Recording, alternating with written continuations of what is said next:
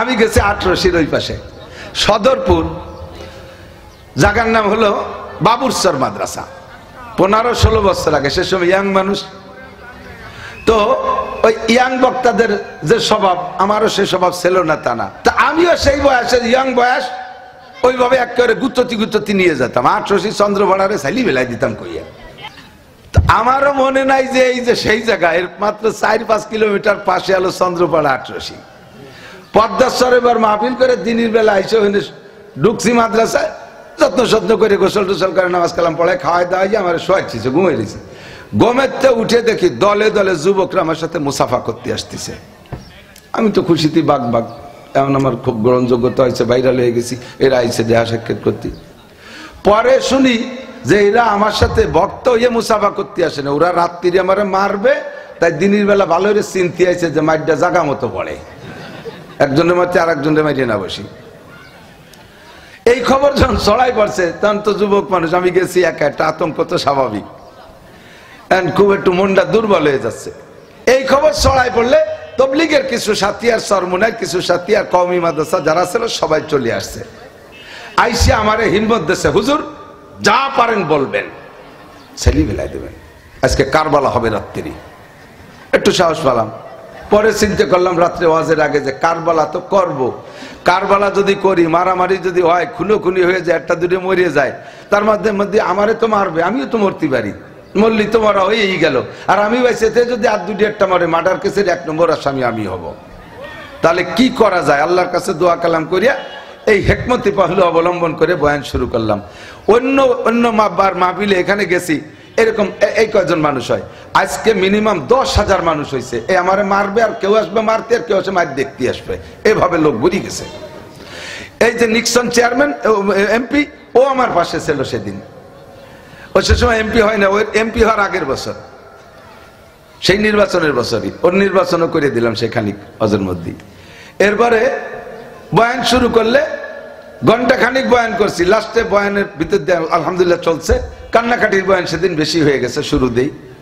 শেষে যে আমি বললাম যে ভাই আপনারা 18 জন কারা কারা একটু হাত দেখাবেন, তা দেখাচ্ছে না লজ্জাতে। আমি কোনো ভয় নেই, লজ্জা শরমের কিছু নেই, আমি একটু দেখতে চাচ্ছি কারা যান। দেখলাম যে 8 আনা লোক 18। চন্দ্রপাড়া যান কারা কারা, তা দেখলাম 6 আনা। এই 8 আর 6 14 আনা ওরা, আর আমার কারবালা পার্টিতে 2 আনা। আমি জাস্ট বাছাই করে বললাম আপনারা যারা 18 যান, 18 পিসাব কি নামাজ পড়তে বলে? বলে হ্যাঁ। চন্দ্রপাড়া পিসাব বলে হ্যাঁ। রোজা রাখতে বলে, হজ করতে বলে, জাকাত দিতে বলে, পর্দা করতে বলে, হালাল খাইতে বলে, সুদ ছাড়তে বলে, ঘুষ ছাড়তে বলে, মসজিদে যাইতে বলে, জিকির করতে বলে, বলে হ্যাঁ বলে। সবগুলো যখন তারা বলে আমি বললাম থ্যাংক ইউ, 1 নম্বর পীরে 18 চন্দ্রপাড়া। আমার কাছে মানুষে এদের সম্পর্কে খারাপ খবর পৌঁছায়, যার কারণে আমরা এদের বিপক্ষে কথা বলি। এটা তো ভালো পীর, নামাজ পড়তে বলে, রোজা রাখতে বলে, হজ করতে বলে, তবলিগির কথা বলে, এটা ভালো পীর। যখন বলছি ভালো পীর, ওরা স্লোগান শুরু হয়ে গেছে, নাসির শাহ জিন্দাবাদ, নাসির শাহ জিন্দাবাদ। দিনই আমারে মুর্দাবাদ কে মিছিল দিতে এখন আমার মিছিল দেয়। আল্লাহ হক মুররুন, হক কথা সব দিন একটু তিক্ত হয়, কথা বলেন, হক কথা একটু তিক্ত হয়। হক কথা বললে একটু অনেকের গায়ে লাগবে। যখন তুমি হক কথা বলবা, তোমার পর নির্যাতন আসবে, গায়ে মায়ের আসতে পারে, তোমার ভিটে বাড়ি ছাড়া লাগতে পারে, তবে তুমি নিশ্চিত থাকো আল্লাহু ইয়াসিমুকা মিনান নাস, তোমাকে জীবনের তরে শেষ করে দিতে পারবে না। কিছুক্ষণ কষ্ট দেবে, এটা তোমাকে মেনে নিতে হবে, কিছুক্ষণ কষ্ট দেবে, এটা মেনে নিতে হবে, তবে জীবনের তরে শেষ করে দিতে পারবে না। তোমাকে হেফাজত করবে তোমার আল্লাহ। 2.5 থেকে 3 লক্ষ নবী রাসূলের সম্মিলিত এই 2.5-3 লক্ষ নবী রাসূলকে তাদের জামানার কাফেররা যে পরিমাণ নির্যাতন করেছে, সম্পূর্ণ নির্যাতনকে একত্রিত করলে যদি হয় 900 গ্রাম, তাহলে আমার নবীর একার উপরে যে নির্যাতন গেছে তা হবে 1 মণ, 1 কেজিও না, 1 মণ। তারপরও আমার নবীকে শেষ করতে পারে নাই, বাঁচাইছে কে? নবী পাক এবার জানতে চাইলেন আল্লাহ তবলিগ করব সিস্টেম কি, কথা বুঝেন? আল্লাহ পাক বললেন তবলিগের প্রারম্ভ হোক, ওয়া আনজির আশিরাতাকাল আকরাবিন, আগে তবলিগ করবা নিজের প্রতিবেশীদের ভিতরে, দূরে পরে যাও, আগে গোপালগঞ্জের মধ্যে ওয়াজ করো। মাওলানা শিবলি, মাওলানা নাসির আগে গোপালগঞ্জে ওয়াজ করো। আনজির আশিরাতাকাল আকরাবিন, তোমার নিকটতমদের ভিতরে আগে ওয়াজ করো। আল্লাহ রাব্বুল আলামিন নিকটতমদের মধ্যে ওয়াজ করব। কত দূর? একেবারে বাড়ির মধ্যে দিয়ে শুরু করো। নবুয়তি পার পরে নবুয়তি জানেন মাত্র খাদিজা রাদিয়াল্লাহু তাআলা আনহা আর হযরত আবু বকর সিদ্দিক। হুজুরের মেয়েদেরকে এখনো জানান নাই, মাত্র এই দুইজনেই জানে। ঘরের মধ্যে তবলিগ সীমাবদ্ধ, বাহিরে আর কোনো লোকজন কেউ জানে না। আল্লাহ পাকের অর্ডার পাইয়া নবী পাক কওমের ভিতরে, ওনার কওমই তো তৎকালীন বিশ্বের শীর্ষ কওম, বিশেষ করে আরবের ভিতরে কুরাইশ বংশ। এই কুরাইশ হাশেমি এদেরকে নিয়ে হুজুর আলাইহিস সালাতু ওয়াস সালাম বসবেন। এবার জানতে চাইলেন আল্লাহ পদ্ধতি কি হবে? শুরু তো করবো বাড়ির থেকে, পদ্ধতি কি হবে? আল্লাহ পাক বলেন উদু ইলা সাবিলি রাব্বিকা বিল হিকমা ওয়াল মাউইজাতিল হাসানাহ। ওলামায়ে কিরাম তুলাবায়ে আযম খেয়াল করবেন, আলোচনা করার জন্য আপনাদেরকে খেলাফতি দিচ্ছি। হঠাৎ করে শুনবে একদিন আমার মৃত্যু খবর, কেঁদে কেঁদে আসবে সবাই দিতে শুধু খবর।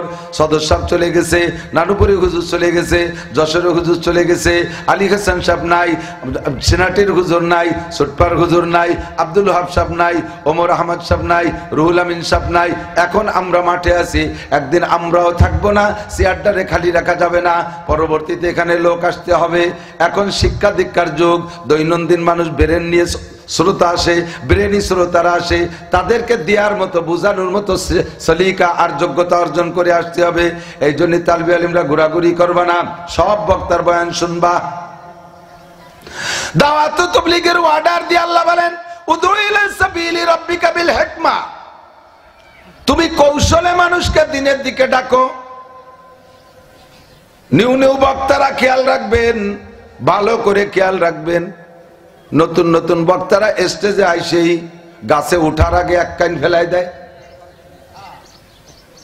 আমাকে ওই বসে একজন ডাঙ্গা 11টা 12টার দিকে গরম ঠেকতেছে, ছেলেরে কইছে বাবা এক কান ডাব কাটিয়ে পাড়ি নিয়ে দি, দুটি ডাব পাড়ি নিয়ে দি। উনি ঘরে বসে ছেলেরে ডাব পাড়তি পাঠাইছে। তো একটা বাপের তো একটা হিসেব আছে যে গাছে উঠা শুরু হলে কটটুকি যাই ডাব পাড়তি পারে। তো উনি ঘরে বসে থাকা অবস্থায় হঠাৎ করে একটা শব্দ হলো, ড্যাপ করে। উনি বসছে, এটা গাছের উপরের থেকে পৌঁছানো পর্যন্ত শব্দ না, ও ছেলে গাছের মাঝখানেতে পড়িয়ে গেছে স্লিপ করিয়া। তো বাবে কয় বেটা গাছে ওঠার আগেই একখান ফেলাই দিলি।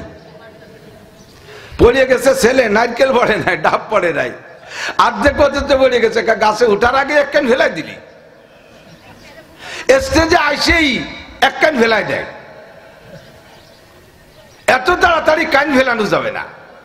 গাছে ওঠো, চেক করো কোনটা খাওয়া যাবে না যাবে, হিসাব মিলাও, তারপরে ফেলাও। কতক্ষণ আল্লাহ শিখাইতেছে ওয়াজ, গাছে উঠার আগে এক কান ফেলাই দিও না। জায়গা বুঝে, সময় বুঝে, প্রেক্ষাপট বুঝে তারপরে কথা বলার সিস্টেম আল্লাহ হুকুম করেছেন। ও দোয়েলা সাবিলি রাব্বিকা বিল হিকমা, কৌশলে মানুষকে দিনের দিকে ডাকো। চলমান দাওয়াত ও তাবলীগের ভিতরে দেখেন এই এতাতি গ্রুপ, ওরা গাছে উঠার আগে এক কান ফেলাই দিচ্ছে, গাছে উঠার আগে এক কান ফেলাই দিচ্ছে। তাহলে আর ডাব রুজিতি হবে না। মিস হয়ে গেছো, কাকরাইল থেকে বাদ গেছো, মিস হয়ে গেছো, কাকরাইল থেকে বাদ গেছো, তাবলীগের উসুল খিলাফ করেছো, ইনশাআল্লাহ ইস্তেমার মাঠ থেকে বাদ হয়ে যাবা। কথা বলে কাকরাইল থেকে বাদ, ইস্তেমার মাঠ থেকে বাদ, আন্তর্জাতিক ময়দান থেকে বাদ হয়ে যাবি। গাছে উঠার আগে এক কান ফেলাই দিছিস, হিকমতি পাহলু বাদ দিছিস। উদু ইলা সাবিলি রাব্বিকা বিল হিকমা, কৌশল করে ডাকো, কৌশল করে ডাকো। কৌশলে হাতিও মুরিদ করা যায়, অনকৌশলে মশাও ধরা যায় না। কতক্ষণ জীবনে কেউ কইতে পারবেন গোপালগঞ্জ তো মশার অভাব নাই? সুস্থ শরীরে একটা মশা ধরছেন, কোন ভঙ্গু ভাঙ্গা খোলাকানা হই নেই পারছেন কোনদিন? মশা ধরতে গেলে হয় ডেনা খুলবে, নয় পাও পড়ে যাবে, নয় মাথা ছিঁড়ে যাবে, একটা কিছু হবেই হবে।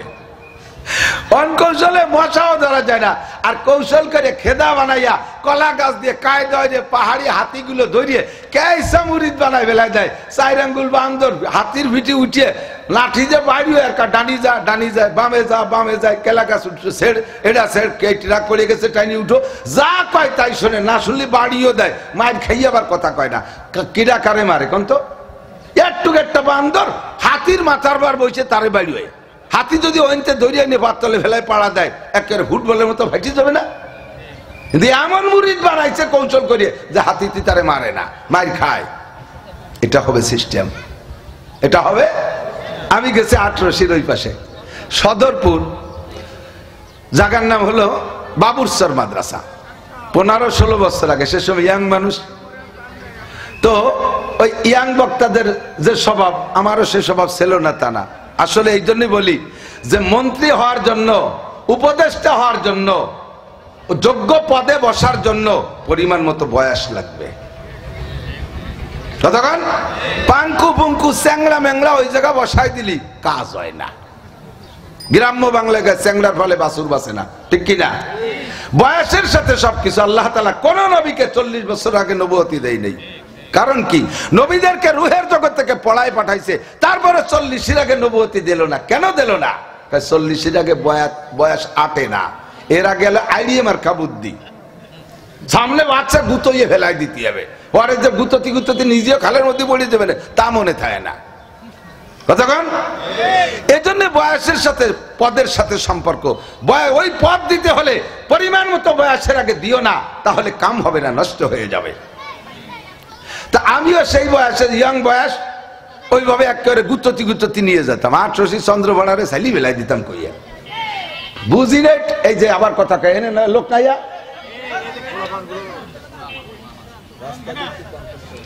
এই ভদ্র মায়ের সন্তানরা কথা বলো না, কথা বললে বুঝবো যে তোমার মাও বিয়াদব। যাও যাও কয়ে দিছি, যাবারও কয়ে বেড়াবো।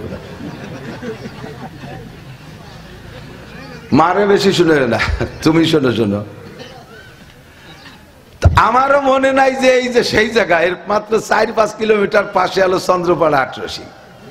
পদ্মাশ্বর এবার মাহফিল করে দিনের বেলা এসে ওখানে ঢুকছি মাদ্রাসায়, যত্ন করে গোসল টোসল করে নামাজ কালাম পড়ে খাওয়াই দাওয়াই আমার শোয়াচ্ছিছে, ঘুমিয়ে দিয়েছে। গমেতে উঠে দেখি দলে দলে যুবকরা আমার সাথে মুসাফা করতে আসতেছে।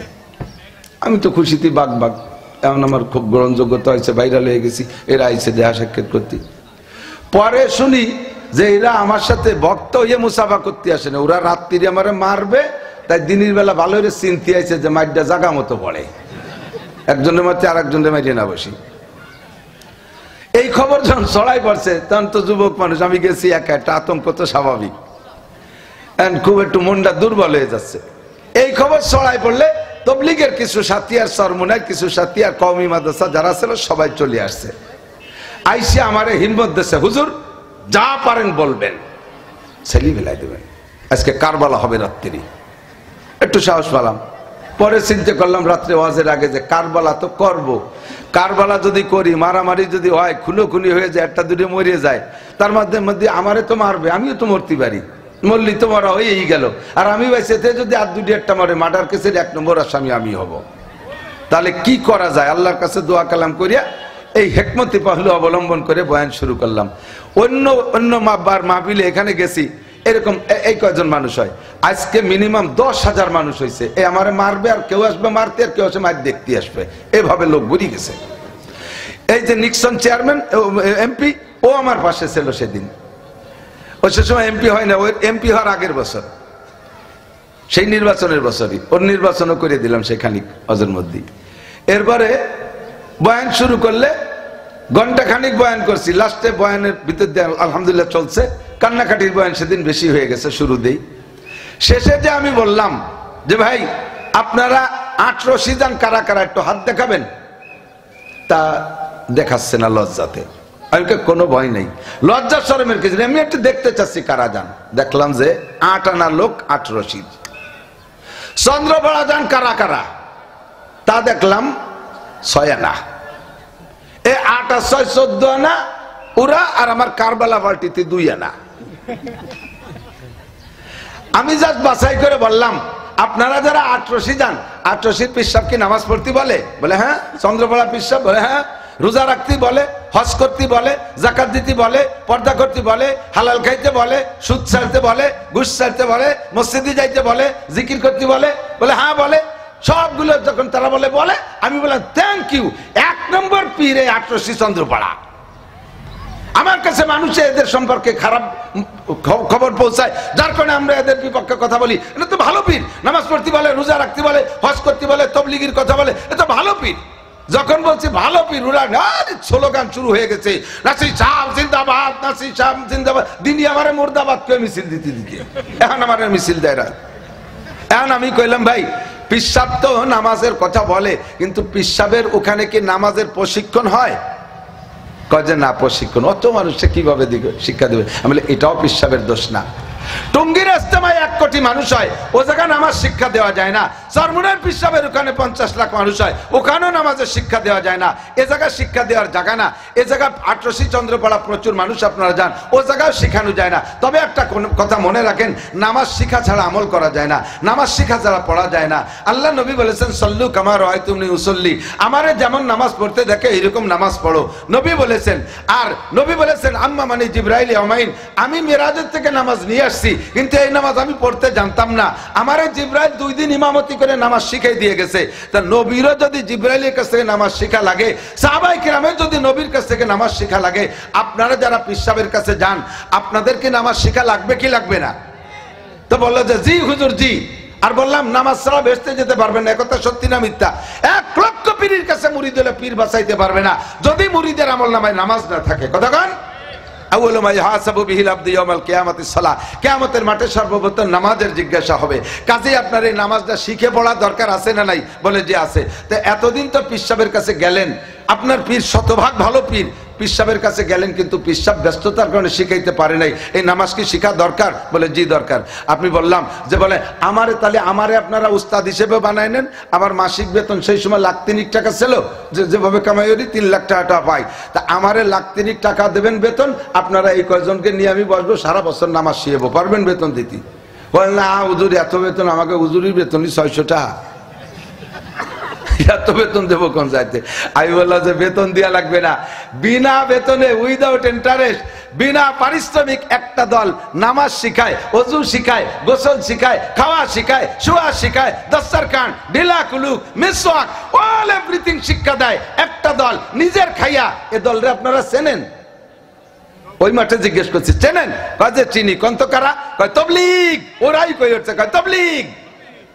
আমি বললাম 1 টাকাও দেয়া লাগবে না, তাদেরকে কোনো পয়সা করে দেয়া লাগবে না, খাইতেও দেয়া লাগে না, বাড়ি এসে তারা নামাজ শিখে দিয়ে যায়। আর এদের কাছে নামাজ শিখতেও বড় মজা। এরা রাগারাগি ফাঁকাফাঁকি করে না, এরা মারামারি করে না, এরা গন্ডগোল ফাসাদ করে না। সে সময় এরা এতাতিরা গন্ডগোল শুরু করি না, এদের বেলা পরে শুরু হচ্ছে। তাই কইতে ভালো সুবিধে বললাম, তা এগে কাছে যে কি নামাজ শিখা যাবে? বলে জি যাবে হুজুর। আমি বললাম শর্ত আছে, হেকমত কাটাচ্ছি, শর্ত আছে। আপনি এদের কাছে যে তবলিগিতে নামাজ শিখে আসি, আবার আপনার পীরের কাছে কিন্তু মুরিদ ঠিক থাকবেন, মুরিদ দিতে ক্যান্সেল হতে পারবেন না। ওরা তো আরো খুশি, থ্যাংক ইউ হুজুর, আমারে ধন্যবাদ দিয়ে টিয়া। আমি বললাম যে তাহলে এখানে নাম লিস্টি হোক, কারা কারা যাবেন। পুরো মাঠ তশকিল হয়ে গেছে, পুরো মাঠ দাঁড়ায় গেছে। কয় হুজুর নাম লেখেন, সবাই যাব। 500 লোক ওই জায়গা থেকে তবলিগি গেছে, 500। ওরা যাই আমারে ফোন দিয়েছে, হুজুর আমি পঞ্চগড়, আমি ঠাকুরগাঁও, আমি পীরগঞ্জ, আমি বীরগঞ্জ, আমি রংপুর, আমি কুড়িগ্রাম, আমি কিশোরগঞ্জ, আমি টাঙ্গাইল, আমি কক্সবাজার, আমি টেকনাফ, আমি ফটিকছড়ি, আমি খাগড়াছড়ি, আমি ভোলা, আমি সাতক্ষীরা, আমি শ্যামনগর, আমি কালিঞ্চি, আমি টাংরাখালী, আমি ভ্যাটখালী, আমি মুন্সিগঞ্জ। এ সারা বাংলাদেশ ছড়াই গেছে। আমি বললাম চিল্লে কয়টা? কয় একটা দিতে এসে 3টে লেহায় ফেলাইছি। বলেন না সুবহানাল্লাহ, আল্লাহু আকবার। এরপরে বললাম তোমার সিল্লে শেষ কইরা তুমি ডাইরেক্ট ওই ব্যাডিং বুডিং সহ তোমার পীর সাহেবের সাথে আগে মুসাফা করবা, দোয়া নিয়ে পরে বাড়ি যাবা। কয় যে হুজুর আর কোয়া লাগবে না, তার সাথে মুসাফা করতে হবে, ওই শয়তানের বাড়ির দিকে জীবনও পাও বাড়াবো না। যারা আইছে আমারে মারতে, তারা এখন যার পক্ষে মারতে আইছে এবার তারে শয়তান কয়। ও জায়গায় যদি আমি গ্যাঞ্জাম করতাম, মারামারি করে আসতাম, কি ফায়দা আমার ছিল? একটা মানুষ উঠে আনতে পারতাম না। কথা কোন ঠিক না? এর নাম হলো উদু ইলা সাবিলি রাব্বিকা বিল হিকমা ওয়াল মাউইজাতিল হাসানা। মানুষকে দিনের দিকে ডাকো হিকমত দিয়ে, কৌশল করে, মিষ্টি ভাষায় ডাকো। যে বয়ান মানুষে খায় ওই বয়ান তাদের ভিতরে দাও, ফজিলতের বয়ান বেশি করো। ইমাম আহমদ ইবনে হাম্বল মুহাম্মদ রাহমাতুল্লাহ আলাইহি বলেন, তাসাহালনা বিল ফাযাইল ওয়া তাহাক্কাকনা বিল মাসাইল। মানুষে ফজিলতের ভক্ত, ফজিলতের ভক্ত। ছোট্ট আমলে মোটা ফজিলত কইলে লোভ করে, এই জন্য ফজিলত বলো। বলতে বলতে ফজিলতের সাবজেক্টে যদি বাড়া ছাড়াও করে বেলায় দাও, বেশি অতিরঞ্জিত করো, তাও অনুমতি আছে ফজিলতের ব্যাপারে। তবে তাহাক্কাকনা বিল মাসাইল, মসলার ব্যাপার বলার ব্যাপারে একেবারে গুনে গেতে হিসাব রাখবা। অজুর ফরজ 4টে, এ জায়গা 4.5 কবা না। অজু ভাঙ্গার কারণ 7টা, এ জায়গা 6টা কবা না। নামাজের ফরজ 13টা, ও জায়গা 13.5টা বলতে পারবা না। ও জায়গা মাপ ঠিক রাখবা। ফজিলত বলার ব্যাপারে একেবারে বাড়াইয়া আকাশ জুড়িয়ে দাও, তাতেও কোনো দোষ নাই। এক ওয়াক্ত নামাজ জামাতে পড়লে আপনার আমল নামায় 527 ওয়াক্ত নামাজের সওয়াব লেখা হইয়া যায়। ফজিলত কও। একটা সুন্নতের পর আমল করলে যুবক আমার দিক তাকাও, তুমি যদি 1 কোটি টাকা দিয়ে কোন বিরাস কেনা যায়, 1 কোটি টাকা যদি কোনো বিরাসের দাম থাকে, এই 1 কোটি টাকা দিয়ে বিরাস কিনেছো। 1 লক্ষ টাকায় যদি কোনো পেস্ট কিনতে পাওয়া যায়, লাখ টাকা দিয়ে পেস্টও কিনেছো। কোটি টাকার বিরাস আর বিরাস আর লাখ টাকার পেস্ট দিয়া সারা দিন রাত ভরে দাঁত মাজলেও তুমি আজ করলে কিও পাবা না। আশাল গাছের একটা ডাল মাপ মতো মেসাক সাইজের কাইটা এ পাশ থেকে এ পাশে $1 শেয়ার দেওয়ার সঙ্গে সঙ্গে নবী পাক বলেন, ফালাহু আজরু মিয়াতি শাহিদ, তাকে 100 শহীদের সওয়াব দেওয়া হবে। উদু ইলা সাবিলি রাব্বিকা বিল হিকমা ওয়াল মাউইজাতিল হাসানা। মজার রস করো, কৌশল করে মানুষকে ডাকো। হাকিমুল উম্মাত আশরাফ আলী থানভী রাহমাতুল্লাহ আলাইহি, আমার দিক থেকে ভারতের ভিতরে বেদাতি একটা গ্রুপ আছে, সৈয়দ আহমদ বেরেলভির গ্রুপ। এই বেরেলভি পন্থী যারা, তারা আপনাদের আমাদেরকে কাফের মনে করে। যেমন ওই যে চট্টগ্রামের সুন্নি পার্টি, মাইজভান্ডার পার্টি, তারা নিজেকে সুন্নি কয়। আগাগুলা কোনো জায়গায় সুন্নত নাই, তারা হইছে সুন্নি। আর আমরা সুন্নতের পাগড়ি বাঁধে ঘুরি, আমাকে কয় ওহাবি। তাদের নজরে আমরা কাফের, আমরা বেঈমান। এই বেরেলভি গ্রুপ একটা জানে যে বেরেলভিদের বিপক্ষে, শুনতেছেন? মনে রাখবেন, আর এক জায়গায় যে বলবেন, সব কথা কিতাবে পাবেন না।